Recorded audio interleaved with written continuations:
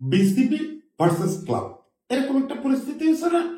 এটা আমরা সবাই জানতাম, যে এরকম একটা পরিস্থিতি তৈরি হবে। সেটা তামিম ক্লাবের পক্ষে যান, বুলবুল ভাই বিসিবির পক্ষে থাকুন বা রাষ্ট্র যে পক্ষে থাকুন, যাই হোক, এটা অবধারিত ছিল যে কেউ ক্রিকেট বোর্ডে যে কোনো ধরনের সংস্কার করতে গেলে বিসিবি বনাম ক্লাব এটা মুখোমুখি হবে, এটা হতেই হবে। এটা ঠেকানোর কোনো উপায় ছিল না। কারণ আমাদের যে বিসিবির গঠনতন্ত্র, এই বিসিবির গঠনতন্ত্র আমি আগে বহুবার বলছি, অত্যন্ত অন্যায় একটা গঠনতন্ত্র। এটা ক্লাবকে খুবই অন্যায় ধরনের এম্পাওয়ারমেন্ট করে। সেখানে আপনি যখনই কোনো কারেকশন আনতে যাবেন, যখনই আপনি ভালো কিছু করতে যাবেন, যখনই আপনি জেলা বিভাগ ঢাকার বাইরে উন্নয়ন করতে যাবেন, ঢাকার বাইরে খেলা ছড়া দিতে যাবেন, তখনই এটা ক্লাবের স্বার্থকে আঘাত করবে। আমাদের ক্লাবগুলো যেভাবে একটা জোট করে, আমরা যেটাকে সিন্ডিকেট বলি, একটা সিন্ডিকেট করে ক্রিকেট চালানোর চেষ্টা করেন, ক্রিকেটে খবরদারি করার চেষ্টা করেন, তাতে তারা এটা হতে দেবে না। ফলে এটা মুখোমুখি হবে, আজ হোক কাল হোক, এটা হতেই হতো। ফারুক ভাইয়ের সময় তো হয়ে গেছিল। ফারুক ভাই সেই হুমকিতে পিছিয়ে এসে গঠনতন্ত্র সংশোধন বন্ধ রাখছিল। এখনো আমরা জানি না যে হুমকিটা ক্লাবের পক্ষ থেকে দেওয়া হচ্ছে, যে সব ধরনের খেলাধুলা ক্লাব বর্জন করবে।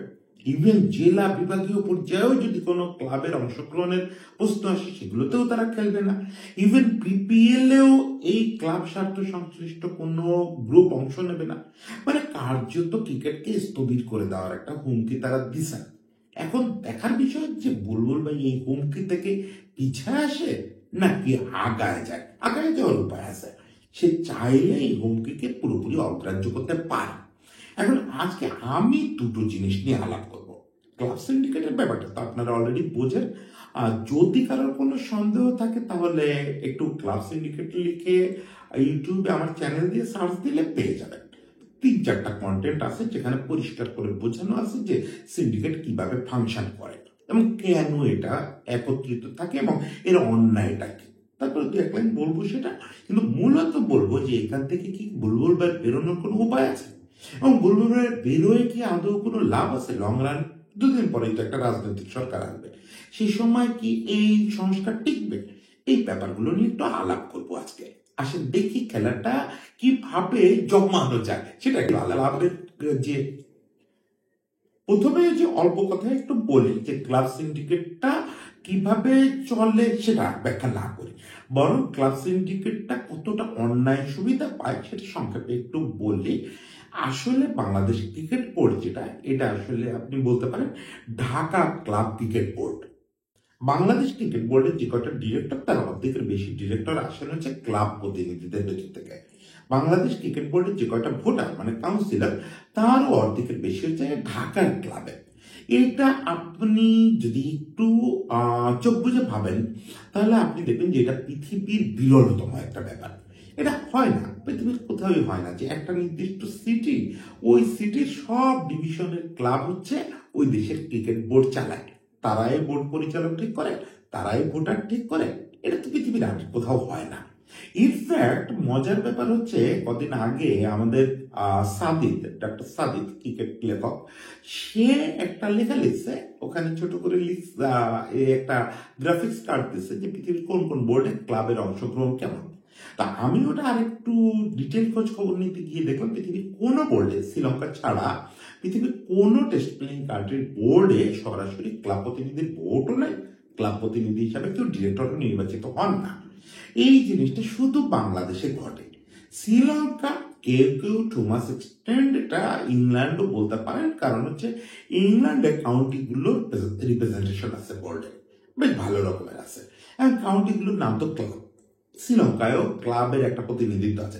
এবারে বাকি সব জায়গায় হচ্ছে মূলত রাজ্য প্রতিনিধিরা থাকেন, বিভিন্ন স্বতন্ত্র ডিরেক্টররা থাকেন, যে স্বতন্ত্র ডিরেক্টররা মূলত ক্রিকেটিং বিভিন্ন যোগ্যতায় নির্বাচিত হন।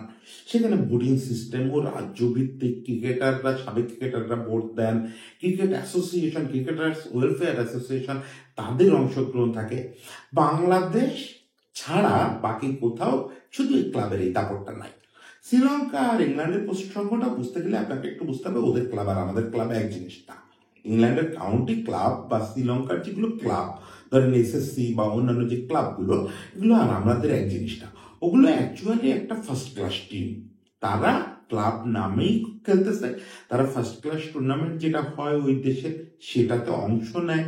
তারা সারা বছরের জন্য একটা প্র্যাকটিস ফ্যাসিলিটিস রাখে, সেখানে সারা বছর ওই ফার্স্ট ক্লাস টুর্নামেন্টকে কেন্দ্র করে, ফার্স্ট ক্লাসের বিভিন্ন টায়ারকে কেন্দ্র করে কয়েকটা দল চালায়। তারা তারা ওয়ান ডে খেলে, টি-20 খেলে, মানে একটা পূর্ণাঙ্গ ক্রিকেট বডি। এটা আমাদের মধ্যে শুধু ওয়ান ডে টুর্নামেন্ট, একটা সিটির ওয়ান ডে টুর্নামেন্ট খেলা ক্লাব না। এবং সেই ক্লাবগুলো কোনোভাবেই শুধু রাজধানী থেকে আসে না। বাকিদের কথা তো বললাম, বাকি কোথাও কোনো ক্লাবের প্রতিনিধিত্ব থাকে না। এখন বাংলাদেশে এটা একটা ঐতিহাসিক ব্যাপার যে বাংলাদেশে, এটাও অস্বীকার করার কোনো সুযোগ নেই, বাংলাদেশ ক্রিকেট যে যাত্রা শুরু করছে আন্তর্জাতিক ক্রিকেটে, এগুলোর পেছনে ক্লাবের একটা অসীম ভূমিকা আছে, অসীম ভূমিকা আছে। বাংলাদেশকে যখন টেস্ট স্ট্যাটাস দেওয়া হলো, মূলত ক্লাব ক্রিকেটের যে সমর্থকদের দাপট, ক্লাব ক্রিকেটের যে প্রচন্ড উদ্যোগ, তারা ক্লাব যে সংগঠকরা তারা যে নিজেদের পয়সায় ক্লাব চালান, শত শত ক্রিকেটারের পেট বাঁচান, এগুলো দেখেই আইসিসি, এমসিসি এই ডিসিশনটায় পৌঁছায়। ফলে ক্লাব ক্রিকেটই আমাদেরকে এখানে আসে, এটা অস্বীকার করা যাবে না কোনোভাবে। ক্লাব ক্রিকেট থেকে এই বুলবুল ভাই, ফারুক ভাই সবাই উঠে আসছে, তামিম, যাদের কথা বলি সবাই উঠে আসছে।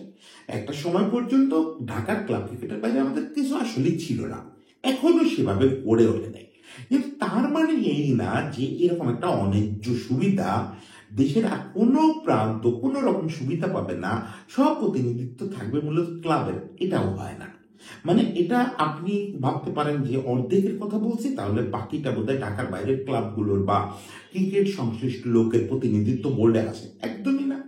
ঢাকার বাইরে জেলা ও বিভাগীয় প্রতিনিধি হিসাবে যারা ভোটার বা ডিরেক্টর হন, ডিরেক্ট তো ভোটারদের মধ্যেই হন, তো তারা কিন্তু ক্রিকেটের লোক না।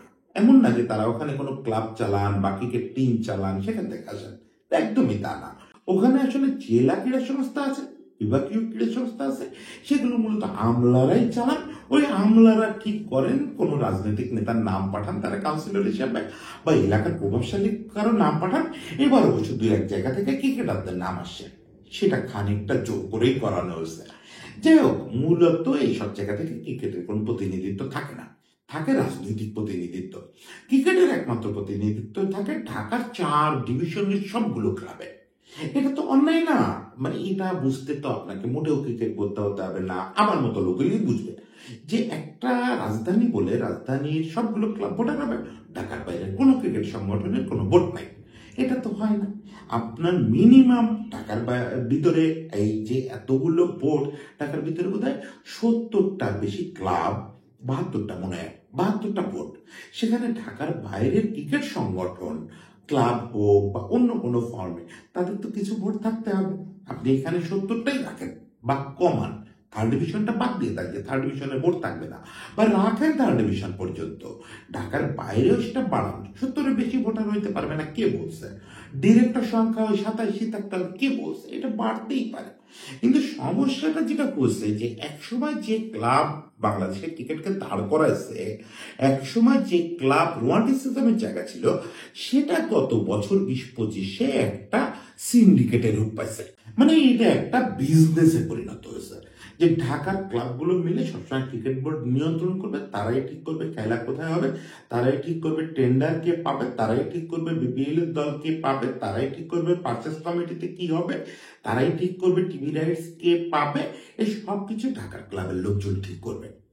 এই যে মধুটা, এই মধুটার নেশা পেয়ে বসায় ঢাকার ক্লাবের যারা পুরনো সংগঠক ছিলেন, ধরেন সে আমিনুল ইসলাম মনির কথা বলতে পারি, বা ইদানিং কালের এই সর্বশেষ এরকম আমরা সংগঠক দেখছি হচ্ছে আমাদের ববি ভাই, আহমেদ সাজ্জাদুল আলম ববি, বা এরকম 2-4 জন এখনো টিকে আছে। এই 2-4 জন দিয়ে আর বুঝতে পারবেন না, এরা এখন সংখ্যা লঘুতর হয়ে গেছে, এদের তেমন কোনো অংশগ্রহণ নাই। যদিও ববি ভাইও দেখলাম এর মাঝে একটা পত্রিকায় ইন্টারভিউ দিচ্ছেন, তিনিও মনে করেন ক্লাবের দাপট কমানো উচিত না। যাই হোক, তিনি ক্লাবের লোক হিসাবে এটা বলবেন, এটাই স্বাভাবিক। কিন্তু ববি ভাইদের দিন আর নাই। ববি ভাই আমি নিশ্চিত মনে মনে অনুভব করেন যে তারা শেষ হয়ে গেছে। এখন দাপটটা তাহলে কাদের হাতে চলে গেছে? পকেটে পয়সা আছে এরকম কিছু লোক সে পয়সাটা সাদা না কালো এই বিবেচনা আবার আলাদা আলোচনার দাবি রাখে, এবং এখানে কিভাবে কালো পয়সাকে সাদা করা হয়, রঙিন করা হয়, নীল করা হয়, লাল করা হয়, নানা রকম ব্যাপার স্যাপার আছে। ওগুলো ফিনান্সিয়াল রিপোর্টারদের বলার ব্যাপার, তারা নিশ্চয়ই কোনো এক সময় বলবেন। ফলে এই পয়সাটা অনেকে যেটা বলেন যে এই যে সংগঠকরা পকেটের টাকা দিয়ে শত শত ক্রিকেটারের জীবন চালায়, নট নেসেসারি। এখানে অনেক মজা আছে, অনেক মজা আছে, যেগুলো চাইলে সরকার নানাভাবে তদন্ত করেও দেখতে পারে যে কেন এইসব মজা কেন। এর মাঝে মনি ভাই মানে তারেক মাহমুদ একটা স্টোরি করছেন যে ক্রিকেট বোর্ডে কি মধু, অনেক মধু আছে। সোজাসুজি আমি আপাতত এইটুকু মধু বললি যে ক্রিকেটের কর্তৃত্ব, এরা ক্রিকেটের কর্তৃত্ব ছাড়বে না। ক্রিকেটের কর্তৃত্ব ছাড়লে প্রকাশ্য বিজনেস গুলো তো অন্তত ভেতরে কি হয়, আন্ডার টেবিল কি কি হয় সেগুলো তো জানি না, বলবো না, কিন্তু প্রকাশ্য তো অনেক ব্যাপার আছে। ধরেন এই ডিরেক্টররাই তো আসলে সব টেন্ডার গুলোর কর্তৃত্ব করেন, সব পার্চেস কমিটির কর্তৃত্ব করেন, সব টিভি রাইটস অমুকের কর্তৃত্ব করেন। এসব জায়গাতে বৈধভাবেই তারা খুব লাভবান হন।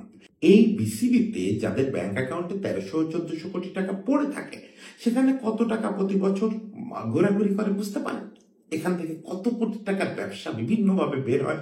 সামান্য একটু লাইট চেঞ্জের সিদ্ধান্ত যদি হয়, তাতেও আপনি দেখবেন যে 20 কোটি টাকার ভাউচার হয়ে গেছে। এগুলো কারা পায় এই ব্যবসাগুলো? আপনি যদি ঢাকার বাইরে ক্রিকেট ছড়ায় দিতে চান, মানে এই প্রতিনিধিত্বটা ছড়ায় দিতে চান, কর্তৃত্ব ছড়ায় দিতে চান, ঢাকার বাইরে থেকে প্রচুর ডিরেক্টর আসবেন, ক্রিকেট সংগঠকরা, তখন কি হবে? কর্তৃত্বের ভাগ বসবে। যে কারণে আপনি একটা জিনিস নোটিশ করবেন, ঢাকা, সিলেট, চিটাং এইসব জায়গার বাইরে কখনো আমাদের খেলা হয় না। ভালো ভালো স্টেডিয়াম আছে না, খেলা হয় না। কারণ এইসব জায়গা থেকে আপনি খেলা যখন বের করে নিয়ে যাবেন, তখন ওই খেলা ভিত্তিক অনেক বিজনেস আছে, সব গোবর তো ফাঁস করে দেওয়া কঠিন। ওই ইন স্টেডিয়াম সামান্য যে দেখেন না, বাউন্ডারি লাইনে কাগজের একটা শক্ত কাগজের একটা জিনিস থাকে, বিজ্ঞাপন দেওয়া, ওই জিনিসটা বানানোর টেন্ডারটা কে পায়? কখনো খোঁজ দিয়েছেন? ওটা ওই ঢাকার লোকজনই পায়। কাউকে ভালো মন্দ বলতেছি না, ঢাকার লোকেরা পায়। এখন ঢাকার বাইরে আপনি যত বেশি খেলা নেবেন, তত ওখানকার লোকেদের ওই ব্যবসা ভাগ দিতে হবে না। ওখানেও ব্যবসা করার লোক আছে না, তারাও তো বলবে যে আমারও তো ছাপাখানার সঙ্গে খাতির আছে। ঢাকায় আপনি 100% খাইতেন, এখানে আমার অন্তত 50% দেন। এই শেয়ার করতে এরা রাজি না। ফলে আপনি যখনই ক্রিকেট বোর্ডের এই মৌলিক সংস্কার করতে যাবেন, যে না ক্রিকেট বোর্ডকে সত্যিকারের বাংলাদেশ ক্রিকেট বোর্ড হতে হবে, এখানে প্রতিটা জেলার সত্যিকারের প্রতিনিধিত্ব থাকতে হবে, প্রতিটা বিভাগের যারা ক্রিকেট খেলে তাদের সত্যিকারের প্রতিনিধিত্ব থাকতে হবে, সেসব সংগঠক প্রতিটা বিভাগে আপনি যান, যেটুকু ক্রিকেট হয়, হয়তো যতই বলি দেশে ক্রিকেট হয় না, সিলেটে লিগ হচ্ছে, চিটাগাংয়ে লিগ হচ্ছে, কই তাদের প্রতিনিধিত্ব লাগবে না? তাদের যখনই আপনি প্রতিনিধিত্ব দিতে যাবেন, তখনই কনফ্লিক্ট অফ ইন্টারেস্ট হবে। মানে ও আমারটা খেয়ে গেল, এ আমারটা খেয়ে গেল, ফলে এরা এটা হতে দিবে না। যথারীতি সেই জিনিসটা আমরা দেখলাম। তো প্রথমত দেখলাম ফারুক ভাই বোর্ড যখন এই উদ্যোগ নিল যে সংগঠনতন্ত্র সংশোধন করা হবে, সংশোধন করে কাউন্সিলর সংখ্যা কমানো বাড়ানো হবে, ঢাকার বাইরে কাউন্সিলর ডিস্ট্রিবিউশন বাড়ানো হবে, তখনই প্রথম আমাদের ক্লাবগুলো একটা হোটেলে মিটিং করে জানালো যে তারা খেলাধুলা সব বন্ধ করে দেবে। ফারুক ভাইরা ভয় সব সংস্কার বন্ধ করে দিল।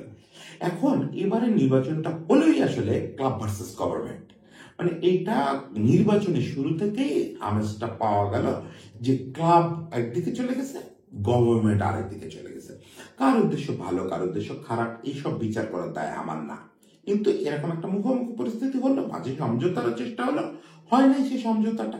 এখানে একটা সুবিধা হচ্ছে যে যারা বিসিবিতে আসছেন তারা এই গভর্নমেন্টের পৃষ্ঠপোষকতা পাচ্ছেন, আর যারা ক্লাব, তারা তো সবসময় ক্লাবগুলো থাকে হচ্ছে রাজনৈতিক দলের আন্ডারে, রাজনৈতিক দলের নেতারাই ক্লাবগুলো দিয়ে এই ব্যবসা চালান। ফলে ক্লাবগুলোর সঙ্গে তো অলরেডি নিকট ভবিষ্যতে যারা ক্ষমতায় আসবেন তাদের বোঝাবুঝি হয়ে গেছে, তারা সবগুলো ক্লাব যা করে নিয়ে নিয়েছেন। এখন এই ক্লাবগুলো ওই রাজনৈতিক দলের সঙ্গে সম্পর্কিত হয়ে পড়ায় তারা এখানে মুখোমুখি হয়ে গেছে। তারা যেটা ফিল করতেছে যে যেহেতু বিসিবিতে আমাদের প্রতিনিধিত্ব ভাবে রাখা হয় নাই, খুব দ্রুত এরা তার মানে গঠনতন্ত্র সংশোধন করে পার্মানেন্টলি ক্লাবের দাপটটা কমাবে। ফলে এরা ওই আতঙ্কটাই মূল আতঙ্ক। এছাড়া যত কথাবার্তা শোনেন সব বাতাইলা, সব বাতাইলা। আমি আপনাকে বলে দিচ্ছি, কারোর মাথায় ক্রিকেট উন্নয়ন নিয়ে কোনো কথা নেই। আমি ক্লাব গ্রুপকেও বলতেছি না, বিসিবিকেও বলতেছি না, মানে কারো বাতায় নেই, সব হচ্ছে বাতাইলা। কিন্তু ঘটনা হচ্ছে এটা সত্যি যে এই বোর্ড চায় ক্রিকেটটাকে ঢাকার বাইরে স্প্রেড করতে। ঢাকার বাইরে স্প্রেড করতে হলে আপনার ঢাকার বাইরে ক্ষমতায়ন করতে হবে। অলরেডি বোধহয় বুলবুল ভাই ডিসিশন নিয়েছে যে 6টা বিভাগে 6টা পিসিবি অফিস হবে। এটা যেই আপনি করবেন সেই ঢাকার কর্তৃত্ব কমবে। এখন ঢাকার কর্তৃত্ব কমাটাই ক্লাব ওনাররা মেনে নেবে না। মূল ক্রাইসিস হচ্ছে ওই জায়গায়। মূল ক্রাইসিস এই না যে কয়টা ক্লাবটা নিষিদ্ধ করা হয়েছিল, কয়টা কাউন্সিলর আবার ফেরত আসে, এগুলো কোনো কথাই না। মূল কথা হচ্ছে কার স্বার্থে আঘাত কতটুকু লাগতেছে, সেই স্বার্থে আঘাতটা এরা লাগতে দিবে না। অলরেডি তারা প্রকাশ্যে ঘোষণা দিয়ে দিয়েছেন যে তারা কোনো ক্রিকেট এই বোর্ডের আন্ডারে খেলবে না। এখন কি হবে? এখন কি হবে যেটা আমি লিখছি যে বুলবুল ভাই এখন কি করবে বা এই বিসিবি এখন কি করবে। সোজা পথ হচ্ছে যেটা বাংলাদেশেও হয়ে থাকে, সেটা হচ্ছে ব্যাকফুটে যাওয়া।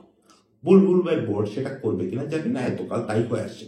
যতবার এরকম পরিস্থিতি হচ্ছে, যতবার ক্লাব এই জিম্মিটা করছে, ক্লাব তো মানে একবার জিম্মিটা করে এমন জায়গায় ক্ষতস্থানে খোঁচা দিয়ে ধরার মতো, মানে দৃশ্যত মনে হয় দেশের ক্রিকেট শেষ হয়ে যাবে যদি ক্লাব পাশে না দাঁড়ায়। ক্লাব যদি পাশে না থাকে তাহলে ক্রিকেট আর চলতে পারবে না। ফলে সবাই ভয় পেয়ে যায়। সবাই তখন ভয়ে নেগোসিয়েশন করতে যায় যে ওকে তোমরা যে যে দাবি করতেছো সব মেনে নিচ্ছি, আবার নির্বাচন দিচ্ছি, এই নির্বাচন বাতিল, অমুক তমুক, আমরা এইসব সংস্কার করবো না, তোমরা প্লিজ খেলা বন্ধ করো না। এটা হচ্ছে একদম সোজা পথ, মুখস্থ পথ। এটা আমরা দেখে আসতেছি। যতবার এরকম উদ্যোগ নেওয়া হয়েছে, এই ফারুকবার বোর্ডের আগেও দু একবার এরকম উদ্যোগের চেষ্টা হচ্ছে। প্রত্যেকবারই ক্লাবের জিম্মিটা করে, প্রত্যেকবারই বোর্ডে আত্মসমর্পণ করে। এখন আমরা যেটা বলতে চাই সেটা হচ্ছে এই আত্মসমর্পণে কি একমাত্র উপায়? আমরা কি এখান থেকে কখনোই চেঞ্জ হব না? কখনোই ক্রিকেটটা ঢাকার বাইরে যাবে না, কখনোই ঢাকার বাইরের কর্মকর্তাদের ক্ষমতায়ন হবে না, ঢাকার বাইরের ক্রিকেট সংগঠকদের ক্ষমতায়ন হবে না, ঢাকার বাইরে বিসিবি অফিস হবে না। এটা কখনোই হতে দিব না আমরা। তাহলে কিছু একটা তো করতে হবে। একটা বারের জন্য হলেও তো ঝুঁকি নিতে হবে, একটা বারের জন্য হলেও তো আপনার ব্যাংক অ্যাকাউন্টে হাত দিতে হবে।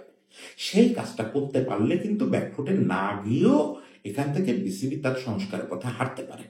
সেটা কিরকম, সেই ডক্টরিনটা অনেকে অনেকভাবে ফেসবুকে লিখতেছেন, মানে লোকেদের মাথায় অলরেডি আছে জিনিসটা কি করতে হবে। সেটা হচ্ছে যে খুব সহজ, ক্লাবগুলোকে বলতে হবে যে ওকে আপনারা খেলতে চাচ্ছেন না, খেলেন না, আপনারা রেস্ট নেন। আপনারা অনেক করছেন ক্রিকেটের জন্য, একটা দুটো সিজন রেস্ট নেন, তারপরে যদি আপনারা মনে করেন আসবেন, আমরা ওয়েলকাম করবো। ততদিন পর্যন্ত ক্রিকেটের কি হবে? এই যে প্রতি বছর ঢাকা প্রিমিয়ার লিগ হয়, ঢাকা প্রিমিয়ার লিগ হয়, ফার্স্ট ডিভিশন হয়, সেকেন্ড ডিভিশন হয়, থার্ড ডিভিশন হয়, কোয়ালিফায়ার হয়, কতগুলো ডিভিশন না, সব মিলে 2000-এর মতো ক্রিকেটারের জীবন জীবিকা। প্রথমে তো খেলা বন্ধ হয়ে যাওয়া মানেই দেশের ক্রিকেট ধাক্কা খাবে। আপনি যদি ঘরোয়া ক্রিকেট না হতে দেন তাহলে আপনি ক্রিকেটার পাবেন কোথায়? সেটা তো গেল একটা বড় ইস্যু। দ্বিতীয় কথা, আপনি 2000 মানুষের পেটে তো লাথি মারতে পারেন না। ওদের সারা বছরের এই 2000-এর ভিতরে সর্বোচ্চ 100-150 লোক আছে যাদের ক্রিকেট মানে এই লিগ ছাড়া অন্য ইনকাম আছে। বাকি সবার সারা বছরের একমাত্র পেট চলার উপায় এই ক্রিকেট খেলা, এই লিগটা। ফলে লিগ যদি না হয় তাহলে তো সর্বনাশ। এই ছেলেগুলো কি করবে? উপায় আছে। ওই যে বললাম যে ব্যাংক অ্যাকাউন্টে হাত দিতে হবে। ক্রিকেট বোর্ডকে একটু প্রোঅ্যাক্টিভ হতে হবে। প্রোঅ্যাক্টিভ হয়ে একটা সিজন অন্তত নিজে নিজে লিগ আয়োজন করতে হবে। রাতারাতি তো আপনি এতগুলো ক্লাব তৈরি করে লিগ করতে পারবেন না। আপনাকে কেই বা দিব্যি দিচ্ছে যে ক্লাবেরই লিগ হইতে হবে। পৃথিবীর কোথাও কি শুধু ক্লাবের লিগ হয়? হলো না 2 বছর, 5 বছর, 10 বছর বা আজীবন আর কোনোদিন বাংলাদেশে ক্লাবের লিগ হলো না, ঢাকায় ক্লাব লিগ হলো না। তাতে কি হবে? মহাভারত অসত্য হবে? কিচ্ছু হবে না। আপনি আপনার মতো করে দেশব্যাপী একটা লিগ আয়োজন করেন। কথাটা তো হচ্ছে শুধু ওয়ান ডে লিগ নিয়ে, কারণ ফার্স্ট ক্লাস ক্রিকেট তো বিসিবি চালায়, ওটাতে তো হাত পড়তেছে না, ওটা তো আপনার রিজার্ভ আছে। ফার্স্ট ক্লাস ক্রিকেট তো বন্ধ হচ্ছে না। ওয়ান ডে লিগটা যেটা আমাদের ক্রিকেটারদের রুজির জায়গা, সেটা আপনি চালান। আপনি অলরেডি ওই যে সাদিদের কথা বললাম, সাদিদ একটা ডক্টরিন লিখছেন যে আপনি কিভাবে এই 70টা দল ম্যানেজ করবেন। আপনার 64টা জেলা আছে, 64টা জেলা দল করেন। জেলা দল করে সঙ্গে কিছু দল বিভিন্ন জায়গা থেকে, যেমন আমরা যেটা করি এখনো ফার্স্ট ক্লাসে দেখেন না, ঢাকার দুটো দল খেলে, ঢাকা মেট্রো, ঢাকা ডিভিশন। এরকম ঢাকা জেলাকে আপনি 3টা-4টা দলে ভাগ করেন, সেটাকে 2টা ভাগে ভাগ করেন। সব মিলে দেখবেন যে বড় দলগুলোকে, বড় বিভাগগুলোকে যখন আপনি ছোট জেলার মর্যাদা না দিয়ে একটু ভাগ করে দিবেন, উত্তর ঢাকা, দক্ষিণ ঢাকা এভাবে জেলার মর্যাদা দিবেন, তখন 70 দল হয়ে যাবে। 70 দলকে এবার ক্যাটাগরি অনুযায়ী তাদের সর্বশেষ বছরের প্রত্যেকটা দল কিন্তু সর্বশেষ বছরে কিছু একটা ক্রিকেট খেলছে, সেই অনুযায়ী একটা র্যাঙ্কিং করে বিভিন্ন ডিভিশন করেন। ডিভিশন করে 3টা বা 4টা ডিভিশনে জেলাগুলোকে দিয়ে লিগ খেলান। ফান্ডিং এর জন্য অ্যাকাউন্টে হাত দিতে হবে। প্রথম কথা হচ্ছে এরকম একটা মহা উদ্যোগ নিলে আই বিলিভ যে বাংলাদেশে বহু প্রতিষ্ঠান আছে, বহু কর্পোরেট প্রতিষ্ঠান আছে যারা এখানে স্পন্সর করবে। ইভেন রাষ্ট্র এখানে ভর্তুকি দিতে পারে, দেওয়া উচিত। এরকম একটা মহা উদ্যোগ নিলে সে ভর্তুকি দেওয়া উচিত। যদি কেউ নাও দেয় তাও তো ওই যে 1300 না 1500 কোটি টাকা আছে, ওখান থেকে 100 কোটি টাকাও তো আপনার খরচ হবে না। এই পুরো একটা বছরে এরকম একটা মহাযজ্ঞ চালাতে 100 কোটি টাকাও খরচ হবে না। আমার প্রথম কথা হচ্ছে যে আপনি একটা উদ্যোগ নিয়ে দেখেন, যেই ডিক্লারেশন দিবেন তখন ওই যারা আপনাকে আজকে হুমকি দিচ্ছে তারা সমঝোতায় তারাই বসতে চাইবে। এটা হচ্ছে প্রথম কথা। আমার কথা যে না বসলো না, আপনি 1 বছর লিগ চালান, দ্বিতীয় বছরে ক্লাবগুলো ফিরে আসবে, এসে বলবে আমরাও লিগে অংশ নিতে চাই। তখন আপনি আপনার মানে আপনার শর্ত অনুযায়ী তাদেরকে ডাকবেন যে না, লিগ আর আগের মতো হবে না, ঢাকার লিগ এটা ঢাকার মতো করে চলবে। ওটাই শুধু দেশের একমাত্র লিগ হয়ে থাকবে না, এই যে সারা দেশের লিগ হয় এটার অংশ হিসাবে আপনাকে খেলতে হবে। ঢাকার লিগ খেলবেন, খেলতে আসেন, এইরকম ভাবে আপনি আনতে পারবেন তাদেরকে। পরের বছরই চলে আসবে। না আসলে কি হয়েছে, পরের বছর স্পন্সর আসবে। যখন দেখবে তারকা সব ক্রিকেটাররা জেলার হয়ে খেলতেছে তখন তো ওখানে স্পন্সরও আসবে। এরপরে আপনি অলরেডি সিদ্ধান্ত নিচ্ছেন যে বিভাগীয় পর্যায়ে আপনি বিসিবি অফিস করবেন।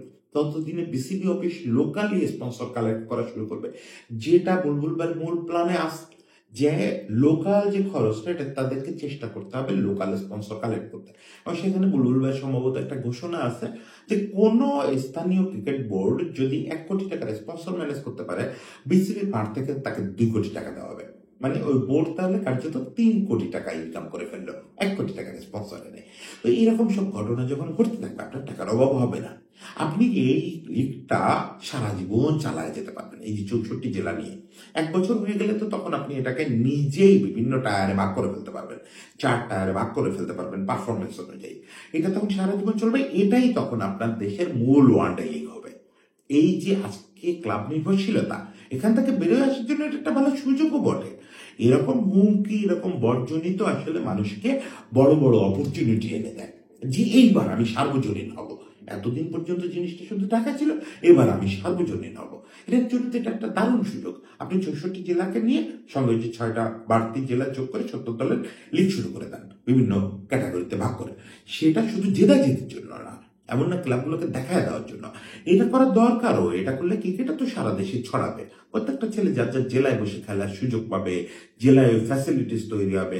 বেসিক্যালি তো বলবে জেলাকে যে তোমার এরকম এত মাস প্র্যাকটিস করতে হবে, তোমার গ্রাউন্ডে থাকতে হবে। প্রত্যেকটা জেলায় স্টেডিয়াম আছে। এখন যেমন আমাদের ঢাকার ক্লাবগুলো বেশিরভাগের নিজস্ব কোনো মাঠ নাই, কিন্তু জেলাগুলো তো প্রত্যেকের নিজস্ব মাঠ আছে। ওইটা বড় মানে কোয়ালিটি জিনিস হবে। সারা বছর তারা ওই মাঠে প্র্যাকটিস করবে, ওই মাঠে তারা একটা উৎসবের মতো জমায়ে ফেলবে। এই উৎসবটা শুরু করতে এই ক্রিকেটকে সারা দেশে ছড়ায় দিতে এটা একটা ভালো সুযোগ। ফলে আমি বলবো, যদিও আমি জানি এটা হওয়ার না, বাংলাদেশে এটা হওয়ার সম্ভাবনা খুব কম, বাংলাদেশে সবকিছুই শেষ পর্যন্ত সমঝোতা হয়ে যায়। কিন্তু আমি বলবো এরকম একটা জেলা লিগ আপনি যখন শুরু করবেন তখন আসলে আপনার ক্লাবের সঙ্গে শত্রুতাও করতে হবে না। এই ঢাকার ক্লাবগুলো তখন নিজেরাই বলবে যে আমার ক্লাব টুর্নামেন্টের যে সেরা খেলোয়াড় তাদের নিয়ে দয়া করে আপনি ঢাকা জেলা দল পরের বছর করান। ঢাকা জেলার যে 2-3টে দল এই জেলা লিগে অংশ নিবে, জেলা পর্যায়ের যে ওয়ানডে লিগটা হবে, সেখানে খেলোয়াড় দেওয়ার জন্য এই ক্লাবগুলো তখন টুর্নামেন্ট করবে। আমরা তো সেরকম একটা দিন দেখতে চাই যে ঢাকা লিগ হবে আসলে ঢাকা জেলা ক্রিকেটের প্রাণ। এটা বাংলাদেশের ক্রিকেটের প্রাণ হবে না।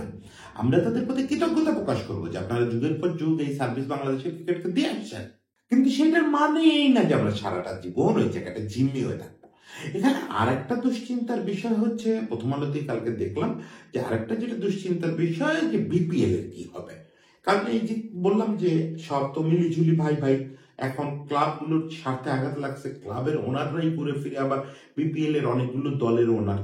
ফলে এবং বিপিএল এর খুব গুরুত্বপূর্ণ একাধিক দল হচ্ছে এই গোষ্ঠীর হাতে আছে, তারা বিপিএল খেলবে না জানায় দিছে। কারণ ওরা তো অফিসিয়ালি বলছেন যে ওরা কোনো ধরনের ক্রিকেটে অংশ নেবেন না এই বোর্ডের আন্ডারে। তো সেক্ষেত্রে বিপিএল এ দল পাওয়াটা একটা চ্যালেঞ্জ হতে পারে, আমি মনে করি হতে পারে না। যদি বিপিএল গভর্নিং কাউন্সিল যদিও এটা নিয়ে আমি সম্প্রতি আলাদা কন্টেন্ট করতে চাই, বিপিএল গভর্নিং কাউন্সিল নির্বাচনের ডামাডোলে বিপিএল এর প্রস্তুতি নিতে দেরি করে ফেলছে। বিপিএল তো ডিসেম্বর জানুয়ারিতে, এতক্ষণে বিপিএল অনবোর্ড থাকার কথা ছিল। এখনো বিপিএল এর দল খোঁজাটা এটা ভালো কথা না, এতক্ষণে দলগুলো ফাইনাল হয়ে যাওয়া উচিত ছিল, এটা নির্বাচনে আগেই হওয়া উচিত ছিল, হয় নাই, এটা ভুল হয়েছে। স্টিল স্টিল বিসিবিতে যারা আছেন নিজেরাই তো বড় বড় বিজনেসম্যান, চাইলে 10টা কর্পোরেট হাউসকে 10টা প্রতিষ্ঠিত ব্যবসায়ীকে বলতে পারেন যে আপনারা এতকাল ক্রিকেটে ছিলেন না, this is time serve your country. আপনি বছরে এত টাকা খরচ করেন করে একটা বিপিএল দল করেন, অনেকগুলো দল আপনি পেয়ে যাবেন। এমনিতেই তো ঢাকা, রংপুর এইসব দল তো আছে, এসব দল তো আপনার সঙ্গে আছে। আপনার দরকার কয়েকটা মাত্র, 2-3টা মাত্র দলের মালিকানা ম্যানেজ করা, আর রাজশাহী সহ যারা গতবার খারাপ করছে তাদের রিপ্লেসমেন্ট খোঁজা, ওটা হয়ে যাবে। না হলে নাকি বিসিবি 4 দলের বিপিএল করতে চায়, সেটাও খারাপ না। আমি বরং প্রথমত এই ধাক্কা পরিস্থিতিতে এই ক্রান্তিকালে 4 দলের বিপিএল পছন্দ করব। আর 4 দলের বিপিএল হলে পুরোটা হোম অ্যান্ড অ্যাওয়ে করা যাবে, সেই ক্যাপাসিটি বিসিবির আছে, বা যাদেরকে আমরা দিছি বিপিএল এর কন্ট্রাক্ট দিছি, ওদের ওই অ্যারেঞ্জমেন্টের ক্যাপাসিটি আছে। 4 দলের বিপিএল পুরোপুরি হোম অ্যান্ড অ্যাওয়ে হবে, কোনো এইখানে এক ফেজ ওখানে এক ফেজ এরকম না, পুরো হোম অ্যান্ড অ্যাওয়ে করা সম্ভব 4 দলের হলে। ফলে সেটা একটু একটা সুবিধা। আমি তো দেখতেছি প্রত্যেকটা হোমকেই আসলে অপরচুনিটি হয়ে আসছে বিসিবির জন্য। এখন বিসিবি অপরচুনিটি হিসাবে নিবে নাকি সমঝোতা করতে চাইবে আমি জানি না। বিসিবির আর একটা ব্যাকফুটে খেলার কারণ হতে পারে যে বিসিবির এই যে বোর্ডটা, মেয়াদ কিন্তু খুব বেশি দিন না, যতই 4 বছরের জন্য নির্বাচিত হোক, অফ দ্য রেকর্ড যদি আপনি ভাবেন, তাহলে এই বোর্ডের এই দাপট তো ফেব্রুয়ারিতে জাতীয় নির্বাচন হলে আর থাকবে না। এটা নানাভাবে এই বোর্ডকে ডিস্টার্ব করা হবে বা কর্তৃত্ব বদলায় দেওয়া হবে। বোর্ডের বাকি ডিরেক্টররা হয়তো থাকলেন, যেভাবে এবার প্রেসিডেন্ট বদলানো হয়েছে ওইভাবে প্রেসিডেন্ট বদলায় দেওয়া হবে প্রথমে, তারপরে আইসিসির কাছে ক্রাইসিস মোমেন্ট বর্ণনা করে বোর্ড ভেঙে দেওয়ার অনুমতি চাওয়া হবে হয়তো। মোটমাট এই ফেব্রুয়ারি পরে এই বোর্ড আর ফাংশন করতে পারবে না। তাহলে কি এই সামান্য সময়ের জন্য এত বড় মহাযজ্ঞের পথে বিসিবি হাঁটবে? এটা লাভ কি? মনে হতে পারে যে এই 3-4 মাসের জন্য এত বড় কাজ কেন করবে বিসিবি? এই ক্লাবগুলোকে শত্রু বানানো, বানায় 64 জেলার লিগ শুরু করা, 4 দলের বিপিএল করা, এত কিছু এই 3-4 মাসের জন্য কেন দরকার? দরকার রে ভাই, খুব দরকার। এরকম একটা সুযোগের দরকার, যে সময়ে আপনি সত্যি সত্যি গঠনতন্ত্র সংশোধন করে যাবেন। এই কাজগুলো যে শুধু আপনি একবারের জন্য ইমপ্লিমেন্ট করবেন তা তো না, আপনি গঠনতন্ত্র সংশোধন করবেন এবং এমন ভাবে সংশোধন করবেন যেটা চাইলে কেউ ক্ষমতা বদল হওয়ার সঙ্গে সঙ্গেই আবার নিজের মতো করে বদলায় ফেলতে না পারে। সেটা আইসিসির সঙ্গে বসে, সরকারের সঙ্গে বসে, প্রয়োজনে আন্তর্জাতিক অলিম্পিক কমিটির সঙ্গে বসে এর একটা স্ট্যান্ডার্ড মানে আনা, যে মানটাকে হুট করে বদলালে প্রয়োজনে দেশের ক্রিকেট সংগঠকরা আইসিসির কাছে যেতে পারবে, সেখানে সুবিচার না পেলে কোর্ট অফ আরবিট্রেশনে যেতে পারবে। মানে এরকম একটা অপরচুনিটি রেখে আপনি যদি একটা সুন্দর গঠনতন্ত্র করেন, তাহলে আপনারা মার্চের পরে যদি নিজেরা নাও থাকেন, ক্রিকেট থাকবে। এই স্ট্রাকচার আজকে যেটা করবেন এটা থেকে যাবে। যেই আসুক, আজকে যারা বিরোধিতা করতেছে তারাও যখন চেয়ারে বসবেন, আলটিমেটলি আমি একটা জিনিস বিশ্বাস করি যে এন্ড অফ দ্য ডে সবাই তো ক্রিকেট চায়। ওনরাও যখন চেয়ারে বসবেন, ওনরা আর এটা বদলাবেন না, বদলাতে চাইবেন না, দেশকে ঝুঁকির মধ্যে ফেলতে চাইবেন না, দেশের ক্রিকেটের ভালো চাইবেন, তখন ওনরা ওই গণতন্ত্র অনুযায়ী চলবেন।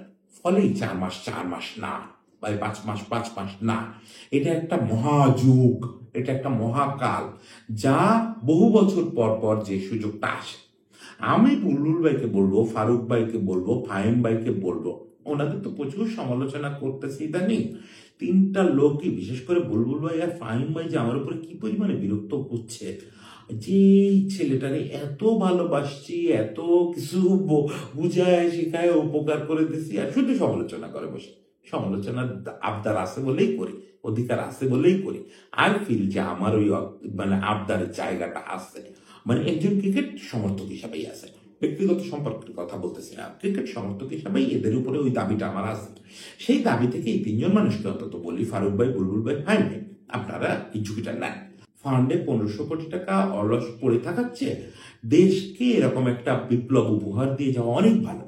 আপনারা মার্চের পরে এমনিও থাকবেন না, অমনিও থাকবেন না, হয়তো যদি নতুন সরকার এসেও পজিটিভনেস দেখে থাকতেও পারেন।